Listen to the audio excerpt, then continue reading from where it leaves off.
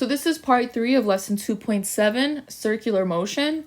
The mid-lesson summary says, can we consider the following statement true or false? Explain your reasoning.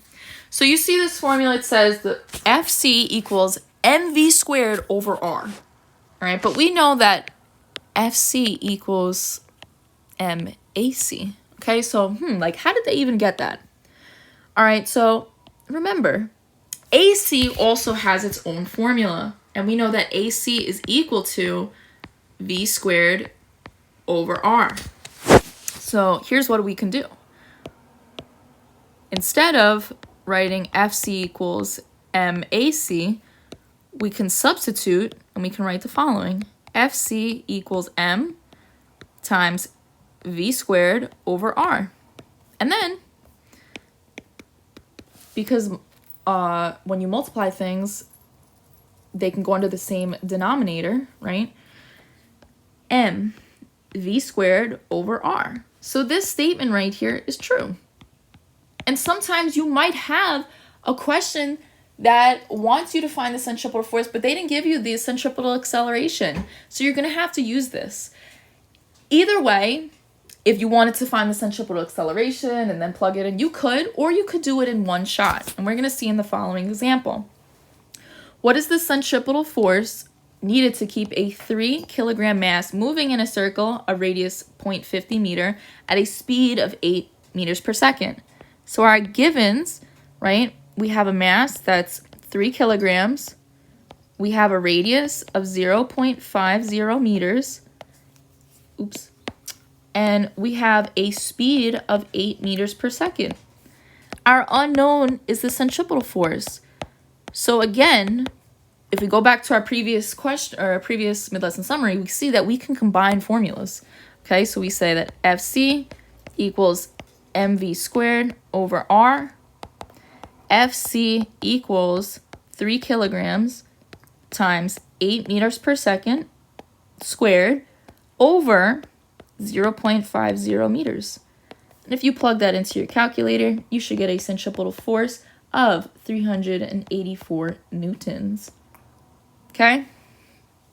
So now, let's talk about how different variables are going to influence motion. All right, so the first one, centripetal force versus mass. Okay? So mass is directly related to centripetal force.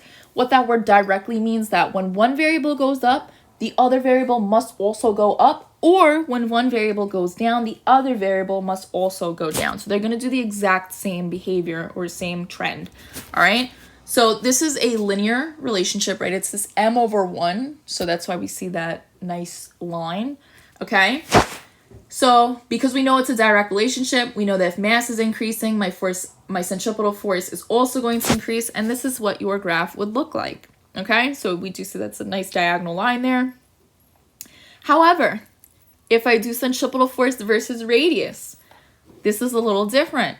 My radius is inversely related to centripetal force. And when we said it was inversely related, we know that when one variable goes up, the other variable must go down or vice versa. So the variables are going to do the opposite trend. Okay, they're not going to both do the same thing.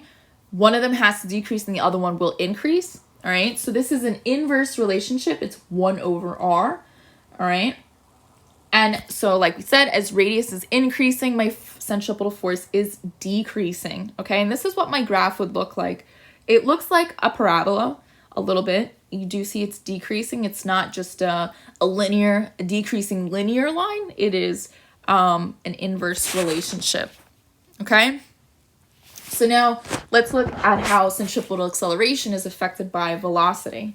So very similar to the other graph that we were just looking at. It's just a little bit different. Velocity is directly related to centripetal acceleration. So again, directly means they both do the same exact thing. This is known as a parabolic relationship. We do have a v squared in that formula, and that's why the shape of the graph is no longer a straight diagonal line, but rather, and we'll see in just a few seconds, that it changes. Okay, so if velocity is increasing, my centripetal acceleration is also increasing, and this is what my graph will look like. It is no longer a straight diagonal linear line, all right? It is now curved a little bit and it goes up, and it's due to that v squared. That's why that graph looks the way it does, all right? Centripetal acceleration versus radius. So radius is inversely related to centripetal acceleration, so that means when one of those variables gets increased, the other variable must decrease. They do the opposite. So this is an inverse relationship again, 1 over r. As radius increases, my centripetal acceleration will decrease. And this is what my graph would look like. Very similar to what the centripetal force versus radius graph looked like. You're going to see that decreasing U shape, okay? My last graph, centripetal force versus velocity. So velocity is directly related to the centripetal force. We know that if it's direct, that means they're both doing the same thing. So with that being said, they have a parabolic relationship due to the fact that it's now a v squared and not just a v in the numerator. Okay, so as velocity increases, my centripetal force will also increase. Again, we won't see that nice linear diagonal line anymore. Because of that v squared right here, we will see the following, a nice curve upwards. Okay, so I know it's a lot of graphs going on, but if you think about it in terms of if I make denominators really big and I have a really small numerator, like what's going to happen to that value, that's really going to help you see how that centripetal force or centripetal acceleration will vary.